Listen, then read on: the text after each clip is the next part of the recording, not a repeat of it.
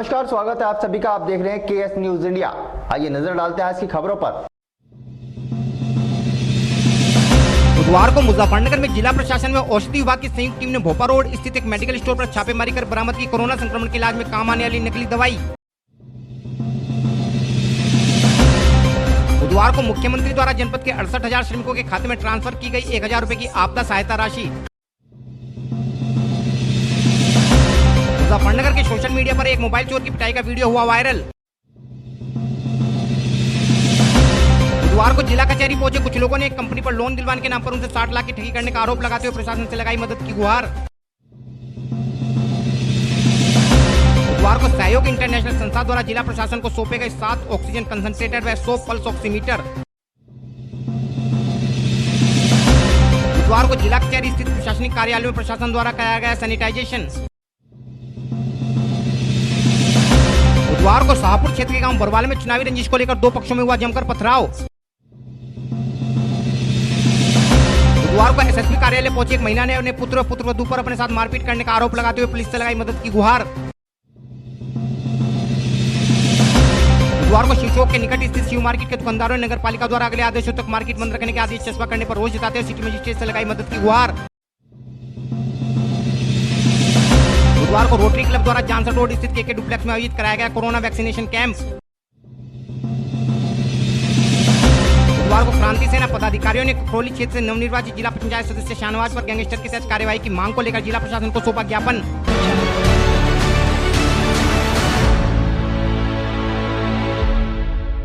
बुधवार को मुजफ्फरनगर में औषधि विभाग व जिला प्रशासन की संयुक्त टीम द्वारा नगर के भोपा रोड पर स्थित विजय लक्ष्मी जन सेवा क्लिनिक पर छापेमारी की गई।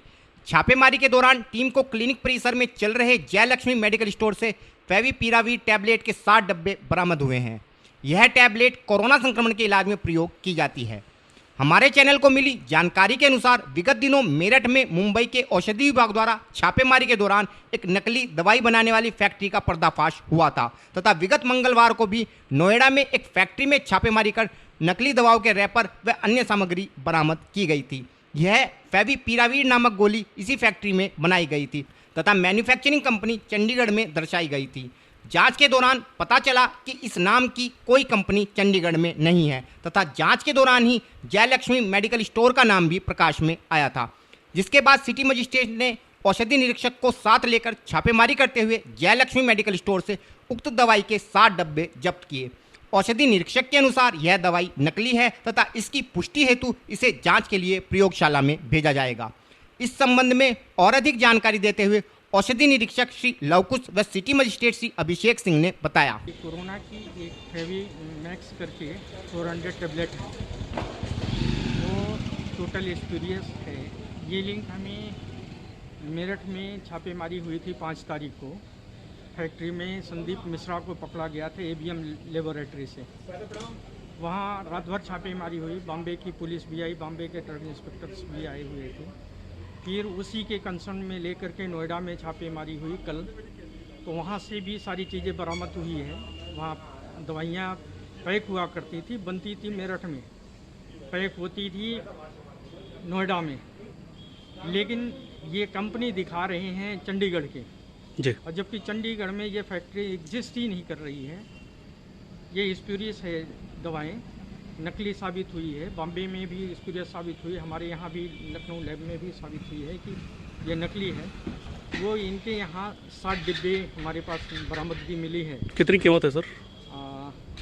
कीमत तो देखना पड़ेगा, लेकिन महंगी टेबलेट। कोरोना की नकली दवाई मिली है। कोरोना की नकली दवा किस नाम से है सर? फेवीमैक्स 400। अब किस तरह की कार्रवाई की जा रही है सर?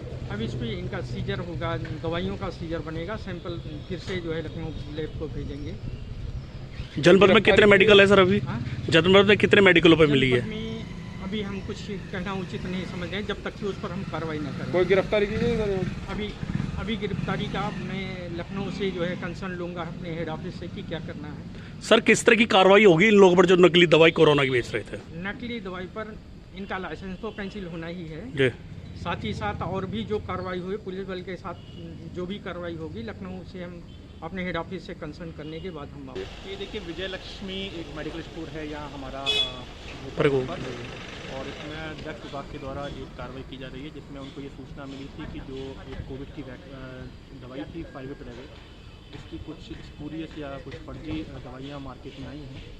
उस संबंध में इनके द्वारा जांच की गई है। अभी प्रथम दृष्टया ये पाया गया है कि शायद कुछ डिब्बे ऐसे हैं जो फर्जी प्रतीत हो रहे हैं, तो उनका ये लोग सैंपल ले रहे हैं। सैंपल लेने के बाद इसको जांच के लिए भेजेंगे और अगर ये जांच में फेल होते हैं तो कार्रवाई की जाएगी। और भी मेडिकल पे हो रही है सर कार्रवाई इस तरह? देखिए, हम लोग सूचना एकत्रित कर रहे हैं, क्योंकि जैसा मुझे बताया गया कि शायद नोएडा में ऐसी कोई कार्रवाई हुई है कि जिसमें ये पाया गया है कि कुछ लोगों के द्वारा इस प्रकार की दवाइयाँ फर्जी रूप से बनाई गई हैं।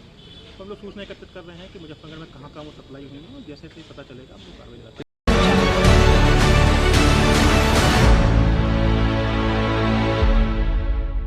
बुधवार को प्रदेश के मुख्यमंत्री योगी आदित्यनाथ द्वारा प्रदेश के 23 लाख श्रमिकों को कोरोना राहत राशि के रूप में 1,000 रुपए की धनराशि श्रमिकों के खाते में ऑनलाइन माध्यम से ट्रांसफर की गई। सरकार द्वारा इस कार्य में कुल 230 करोड़ रुपए की धनराशि वितरित की गई है। मुजफ्फरनगर जनपद में भी 2 लाख के लगभग निर्माण श्रमिक पंजीकृत हैं, जिनमें लगभग 1,70,000 श्रमिकों को इस सहायता राशि का वितरण किया जाएगा। इस अवसर पर बुधवार को जिला कचहरी स्थित NIC सेंटर में एक कार्यक्रम का आयोजन किया गया। इस कार्यक्रम में जिलाधिकारी श्रीमती सेल्वा कुमारी जे के अलावा अपर जिलाधिकारी श्री अमित सिंह व जनप्रतिनिधियों के रूप में बुढ़ाना विधायक श्री उमेश मलिक व खतौली विधायक श्री विक्रम सिंह सैनी ने शिरकत की। इस कार्यक्रम में मुख्यमंत्री द्वारा श्रमिक पोर्टल के उद्घाटन कार्यक्रम का भी सीधा प्रसारण किया गया। इस योजना के तहत जनपद के भी लगभग 68,000 श्रमिकों के खाते में 1,000 रुपये की धनराशि ट्रांसफर की गई है तथा शेष श्रमिकों के खाते में भी धनराशि जल्द ही ट्रांसफर कर दी जाएगी। इस संबंध में और अधिक जानकारी देते हुए सहायक श्रमायुक्त प्रतिभा तिवारी ने बताया। आज जनपद मुजफ्फरनगर के अंतर्गत जो श्रमिक पंजीकृत हैं, लगभग 2 लाख श्रमिक हमारे पंजीकृत हैं, जिनमें से 1,70,000 श्रमिकों के खाते में आपदा सहायता धनराशि दी जाएगी। वो धनराशि जो कोरोना के कारण हम लोग दे रहे हैं, आपदा सहायता योजना, ये निर्माण श्रमिकों के ऊपर लागू हो रही है और सभी श्रमिकों के खाते में 1,000 रुपये की धनराशि आज माननीय मुख्यमंत्री जी के द्वारा प्रेषित की जाएगी। इसी पोर्टल का आज उद्घाटन भी हुआ है। जनपद मुजफ्फरनगर में लगभग 68,170 श्रमिकों के खाते में आज 1,000 की धनराशि प्रेषित की जाएगी। कितना अमाउंट बैठता है? टोटल अमाउंट इसका बैठेगा 6,80,00,000।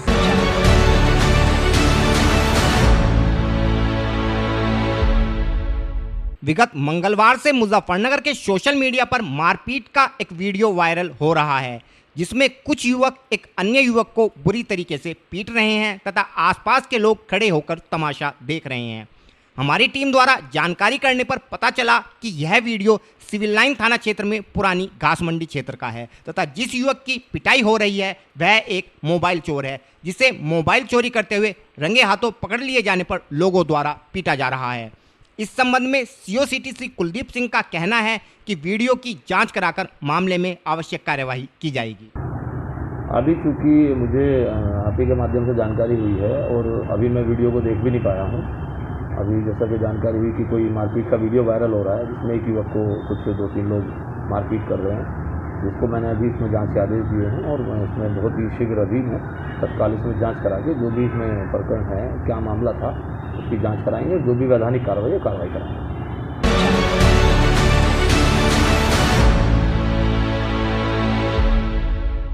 बुधवार को जिला कचहरी स्थित DM कार्यालय पर पहुंचे कुछ लोगों ने एक कंपनी पर अपने साथ फ्रॉड करने का आरोप लगाते हुए कंपनी के अधिकारियों के विरुद्ध कार्यवाही के साथ साथ उनका पैसा वापस दिलाने की गुहार भी जिला प्रशासन से लगाई है। पीड़ितों के अनुसार कुछ माह पूर्व नगर के महावीर चौक के निकट खोली गई एक कंपनी के अधिकारियों ने उन्हें लोन दिलाने का झांसा देकर लगभग 60 लाख रुपए ठग लिए तथा काफ़ी दिनों तक बहानेबाजी करने के बाद विगत 26 अप्रैल को ये लोग कंपनी का महावीर चौक के निकट स्थित ऑफिस बंद करके फरार हो गए। इस मामले में काफ़ी जद्दोजहद के बाद उनकी शिकायत लगभग 1 माह बाद दर्ज हो सकी, लेकिन इन सब के बावजूद भी पुलिस ने अब तक इस मामले में कोई भी गिरफ्तारी नहीं की है। इस संबंध में और अधिक जानकारी देते हुए पीड़ित मीरा ने बताया। सर, मैंने एक कंपनी महावीर चौक पे जो स्थित थी जिम वाली बिल्डिंग में 12 मार्च के आसपास जॉब ज्वाइन की। उन्होंने कहा हम लोन कराते हैं बैंकों द्वारा, हमने DSA ले रखे हैं, जिसके लिए हम फाइल चार्ज तथा लोन अमाउंट का 10% कमीशन लेते हैं शुरू में। इस तरीके से मैंने अपनी पारिवारिक फाइलें या अपनी जानने वालों की लगभग 2 लाख रुपए मैंने, 3 लाख रुपए रमनदीप मैम ने, हरदीप जी ने 3 लाख, इस तरीके से लगभग 50-60 लाख रुपए उन लोगों को दे दिए। 26 अप्रैल से वो लोग फरार थे। उसके बाद हमारी कंप्लेन भी 1 महीना बाद जाके दर्ज हुई है। इस पर कोई भी कानूनी कार्रवाई नहीं की जा रही, अभी भी उनकी गिरफ्तारी नहीं की जा रही। क्या चाहते हैं? गिरफ्तारी उनकी हो, लोकेशन उनकी है, उनकी हर चीज़ है, आईडी उनकी है, घर उनके हैं, पुलिस वाले के पास। गिरफ्तारी क्यों नहीं हो रही उनकी? 1.5 महीने से हम भी गिरफ्तारी की मांग कर रहे हैं बस हम तो।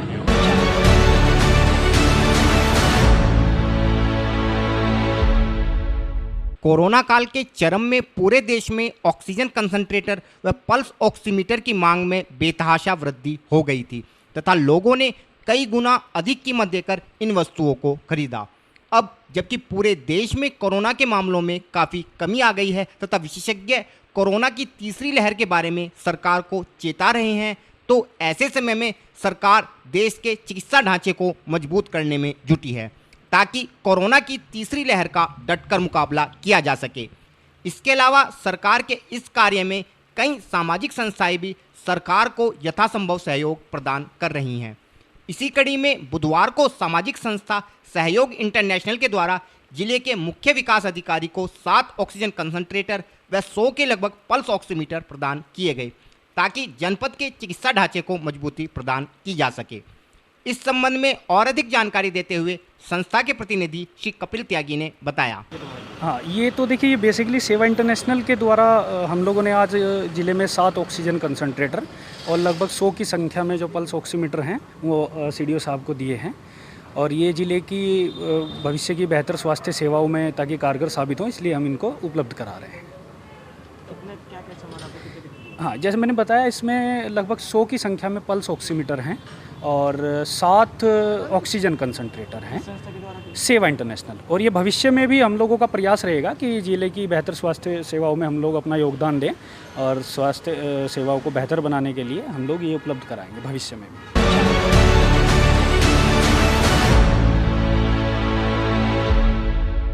यूं तो पूरे प्रदेश में कोरोना संक्रमण के घटते मामलों के बीच प्रदेशवासियों को आंशिक कोरोना कर्फ्यू से राहत मिल गई है, लेकिन जैसा कि सभी जानते हैं कि कोरोना संक्रमण के मामलों में कमी जरूर आई है, लेकिन वायरस अभी पूरी तरह से खत्म नहीं हुआ है और इसी कारण से प्रदेश सरकार द्वारा भी सभी लोगों को कोरोना गाइडलाइन का पालन करने के निर्देश दिए गए हैं।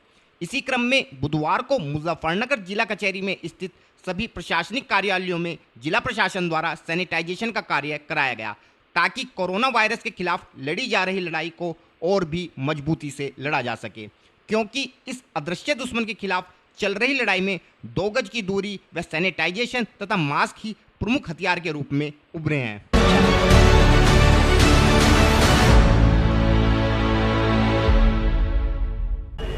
वक्त हो चला है केएस न्यूज इंडिया में एक छोटे से ब्रेक का।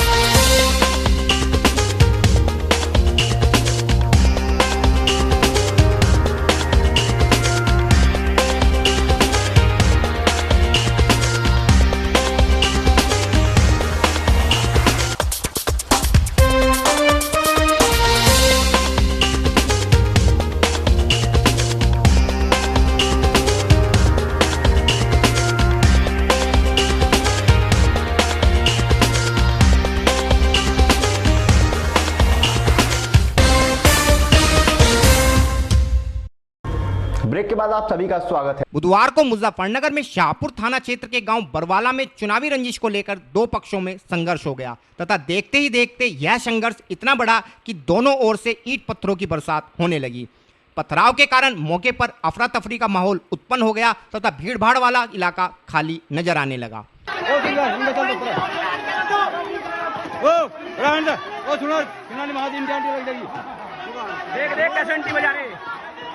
देख बजान दो लो,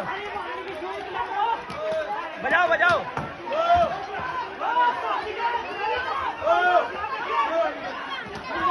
मारो मारो मारो।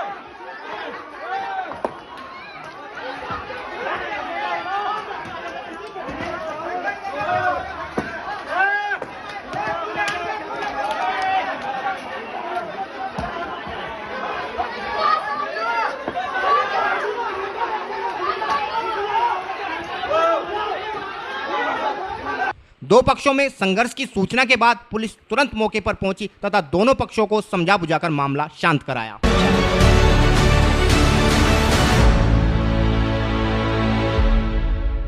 बुधवार को मुजफ्फरनगर में नगर कोतवाली क्षेत्र के मिमलाना रोड निवासी एक महिला कचहरी स्थित एसएसपी कार्यालय पर पहुंची तथा अपने पुत्र व पुत्रवधू पर अपने साथ मारपीट करने का आरोप लगाते हुए प्रशासन से मदद की गुहार लगाई।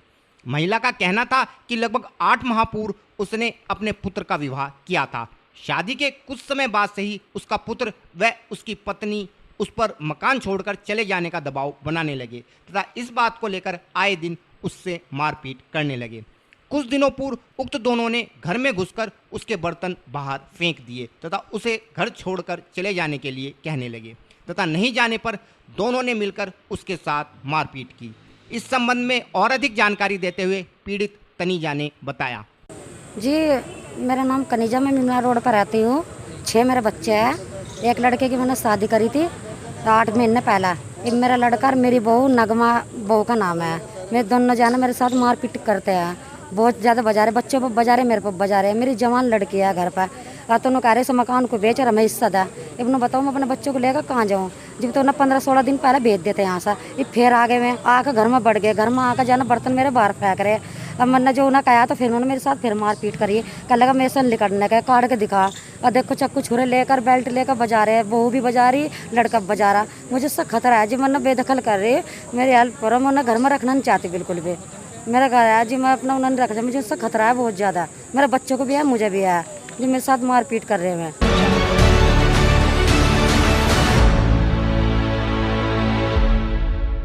बुधवार को मुजफ्फरनगर में शिव चौक के निकट स्थित शिव मार्केट के दुकानदार व्यापारी नेता राकेश त्यागी के नेतृत्व में कचहरी स्थित सिटी मजिस्ट्रेट कार्यालय पर पहुंचे तथा नगर पालिका द्वारा मार्केट में अगले आदेशों तक मार्केट बंद रखने का नोटिस चस्पा करने पर कड़ा रोष जताते हुए इस मामले के समाधान का आग्रह सिटी मजिस्ट्रेट श्री अभिषेक सिंह से किया।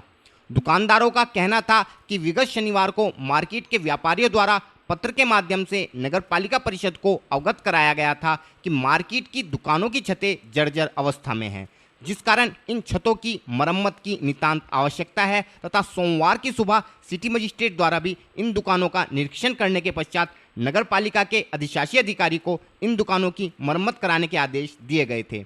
सोमवार की रात में जर्जर छत के गिर जाने के कारण सिटी मजिस्ट्रेट द्वारा इन दुकानों की छत पर लगे होर्डिंग्स को उतरवाने के आदेश दिए गए थे, परंतु आज तक न तो ये होर्डिंग्स उतर पाए हैं और न ही मरम्मत का कार्य शुरू हो पाया है। इस संबंध में और अधिक जानकारी देते हुए व्यापारी नेता राकेश त्यागी ने बताया। हमारे संगठन से जुड़े हुए शिव मार्केट के दुकानदार हैं। शनिवार को इन लोगों ने इस संबंध में बताया तो मैंने अपने लेटर पैड पे अपनी साइन से ईओ के नाम से एप्लीकेशन दी कि तुरंत इसे ठीक कराया जाए, अन्यथा किसी भी वक्त गिर सकता है। और सोमवार को वो हमारे सिटी मजिस्ट्रेट साहब ने उसका निरीक्षण भी किया, इन्होंने भी आदेश किया ईओ को। सोमवार को शाम को वो गिर गया। गिरने के बाद में हमारे सीएम साहब ने वहाँ पर सभी को बुलाया, तुरंत ये मौके पर पहुँचे। हम सिटी मजिस्ट्रेट साहब का धन्यवाद अदा करना चाहेंगे कि ये तुरंत व्यापारियों की परेशानी में एकदम पहुँचते हैं। इन्होंने जब ये आदेश किया कि यहाँ से आप तुरंत ये होर्डिंग जो लगे हैं इन्हें उतरवाइए, और भी जो बिल्डिंग है सबके होर्डिंग्स आप उतरवाइए, क्योंकि उसका मेन कारण होर्डिंग्स ही माना गया। बड़े बड़े आपने देखा होगा होर्डिंग्स उसके ऊपर लगे हुए हैं और वो छत कमज़ोर है, पहली पुरानी बनी हुई है काफ़ी दिनों की। और कल इन्होंने कहा कि होर्डिंग उतरेंगे तो ऐसा ना हो किसी के ऊपर गिर जाए तो बाज़ार बंद रखा जाए तब तक के लिए। तो हमने एक मिनट हमने बाज़ार बंद रखा, लेकिन कोई काम नहीं किया उन्होंने, ना कोई होर्डिंग्स उतारा ना कुछ किया। कोई नगर पालिका का वो एक नोटिस और चस्पा कर दिया वहाँ कि अगले आदेश तक बाज़ार बंद रहेगा। हम ये कहते हैं जो दुकानें जर्जर हैं उन्हें मरम्मत कराएं, उन्हें आप बंद करवा दो। सारे बाज़ार का क्या मतलब है, पूरा बाज़ार क्यों बंद रहे। तो उस संबंध में सीएम साहब से मिले, इन्होंने हमें आश्वासन दिया है। हम सिटी में ईओ के समक्ष इन्होंने आदेशित किया है कि व्यापारियों को बिना वजह परेशान नहीं किया जाए।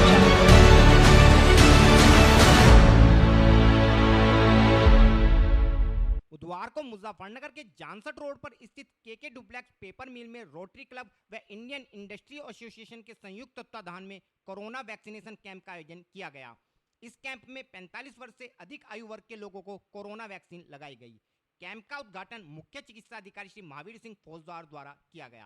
श्री फौजदार कैंप में रोटरी क्लब द्वारा की गई व्यवस्था से संतुष्ट नजर आए तथा उन्होंने इसके लिए रोटरी क्लब व IIA की प्रशंसा भी की। इस अवसर पर श्री फौजदार ने लोगों से आह्वान किया कि सभी लोग अपनी बारी आने पर वैक्सीनेशन अवश्य कराएं, क्योंकि वैक्सीनेशन के माध्यम से ही हम लोग कोरोना वायरस के खिलाफ जारी इस जंग को जीत सकते हैं। इस कैंप के माध्यम से लगभग 75 लोगों का वैक्सीनेशन किया गया। इस विषय में और अधिक जानकारी देते हुए रोटरियन श्री सुनील अग्रवाल ने बताया। आज बड़े हर्ष का विषय है, रोटरी क्लब और इंडियन इंडस्ट्री एसोसिएशन के द्वारा एक आज वैक्सीन कैंप यहाँ के प्लस में लगाया गया है। 45 वर्ष से अधिक आ चुके जिनको वैक्सीन लग पाई उन्हें कोविशील्ड की पहली डोज लगाई जा रही है। इसके अलावा अगर जिनकी पहली डोज लग चुकी है और 40 हो चुके दूसरी डोज उन्हें लगाई जा रही है। वैक्सीन लगवाना बहुत जरूरी है, इससे कोई दिक्कत नहीं है, कोई परेशानी की दिक्कत नहीं आती। हमें लोगों को वैक्सीन लगाने के लिए प्रेरित करना चाहिए। कि कोरोना को बचाने के लिए यही साधन है कि वैक्सीन हमें लगानी चाहिए। कोरोना के नियमों का पालन करते हुए वैक्सीन लगानी चाहिए। हमें मास्क और सैनिटाइजर करते रहना चाहिए ताकि किसी भी दिक्कत ना। हम सभी फैक्ट्री वाले मिलकर यहाँ पे वैक्सीन लगवा रहे हैं और सभी को हम प्रेरित भी कर रहे हैं, अपने पड़ोसी पड़ोसियों को भी कि आज वैक्सीन अवश्य लगाए। इससे कोई नुकसान नहीं है। कई लोग रास्ते निकलने को तैयार नहीं है, उन्हें लगता है वैक्सीन से दिक्कत है। वैक्सीन से कोई दिक्कत नहीं है। गवर्नमेंट शासन प्रशासन मोदी योगी जी से पूरी सरकार लगी हुई है वैक्सीन लगवाने के लिए। हर जगह कैंप लगे। इसी उपलक्ष्य में हमने आज के उपलक्ष्य में कैंप लगाया। कौन सी वैक्सीन यहाँ पर लग रही है? यहाँ कोविशील्ड की वैक्सीन लगाई जा रही है। कितनी वैक्सीन यहाँ पर अब तक लगाई जा चुकी है? अभी तक तो 20-25 लोग लगा चुके हैं वैक्सीन, बाकी संख्या बढ़ती जा रही है। अभी 70-80 के आसपास संख्या हमारी हो जाएगी। हमने जितने आसपास के गांव हैं, विक्की है, निराना है, बादरपुर, सब में रिक्शा कमार की अपनी और पर्सनली हमारी पूरी टीम लगी हुई। उन्हें पर्सनली फोन करने के लिए कोई आदमी वंचित ना रहे वैक्सीन लगाने के लिए। हमारा ये प्रयास है। अगर कोई रह जाता है तो हम फिर दोबारा फिर कोशिश करेंगे। कब तक से लगा ये कैंप?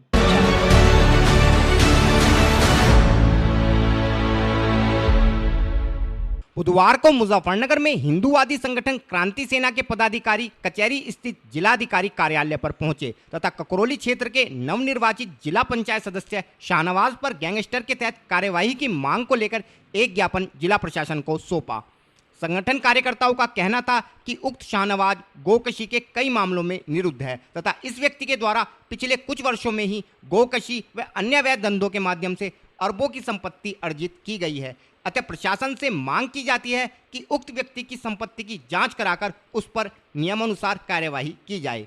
इसके अलावा शाहनवाज के भाजपा ज्वाइन करने के सवाल पर संगठन सदस्यों का कहना था कि इस मामले से प्रतीत होता है कि यह पहले भी सत्ता पक्ष के संरक्षण के चलते ही अपने अवैध धंधों को अंजाम दे रहा था तथा अब भाजपा का सदस्य बनने के पश्चात यह खुलकर गोकशी को अंजाम दिलाएगा। इस संबंध में और अधिक जानकारी देते हुए क्रांति सेना पदाधिकारी श्री मनोज सैनी ने बताया। आज क्रांति सेना के द्वारा जिलाधिकारी महोदय को ज्ञापन दिया गया है, जिसमें मांग की गई है कि ककरौली का रहने वाला जिला पंचायत सदस्य शाहनवाज, जिस पर गोहत्या कई मुकदमे दर्ज हैं और जिसने पिछले 5-6 वर्षों में गोहत्या आदि अवैध धंधों से अरबों की संपत्ति अर्जित की है, कि इसकी संपत्ति की जांच की जाए और इस पर गैंगस्टर लगाई जाए। क्रांति सेना के द्वारा अब से पहले भी 2 वर्ष के खिलाफ ज्ञापन दे दिया गया है, परंतु कोई कार्रवाई इस पर नहीं हुई और अब तो इसको कुछ दिन पहले ही भाजपा ने अपनी सदस्यता भी दिला दी है। तो इससे जाहिर होता है कि शायद पहले से ही भाजपा के संरक्षण में ही था, इसलिए इसके खिलाफ कार्रवाई नहीं हुई। अब जैसे सत्ताधारी पार्टी में आ चुका है, किस तरह अब क्या उसका रहेगा, जिसमें मुकदमे दर्ज हुए खत्म हो जाएंगे? भाई सबसे पहले तो बहुत शर्म की बात यही है कि जो पार्टी गौ सेवा की बात करती है, गौ माता की जय बोलती है, वे गौ हत्यारों को किस मजबूरी अपनी पार्टी में ले रहे हैं। और अगर ये भाजपा के उसमें रहेगा तो निश्चित तौर पर जब ऐसे लोग जिला पंचायत अध्यक्ष के आसपास रहेंगे आने वाले टाइम पे, तो ये आगे तो जो है जो पेट भरती है उनमें गाय के खिलाफ तस्करी कराएंगे और अधिक गोहत्या कराएंगे। आप लोगों के द्वारा पोस्ट भी डाली गई है, इसमें पोस्ट की गई है। हाँ, हमने से पोस्ट की है क्योंकि हमें ऐसे व्यक्ति का विरोध हर स्तर पर करना है, हर तरीके से करना है। आप लोगों ने लिखा है कि मुस्लिम लोग खुश है इस बात को लेकर कि बिल्कुल, जो मुस्लिम लोग जो गोहत्या जैसे धंधों में लिप्त है उन्हें एक रास्ता मिल गया है कि अब तो भाजपा ज्वाइन करो और अपने अपने धंधे जारी रखो। अगर आगे भी इसमें कोई कार्रवाई नहीं हुई तो आप लोग क्या करेंगे? आप लोग क्या स्टेप रहेगा? इसमें बहुत जल्दी एक और भी हिंदू संगठनों के साथ में मिलकर कोई बैठक की जाएगी और अगला निर्णय इसमें बहुत जल्दी लिया जाएगा। इसमें जो है आगे रणनीति घोषणा इसमें कल की जाएगी।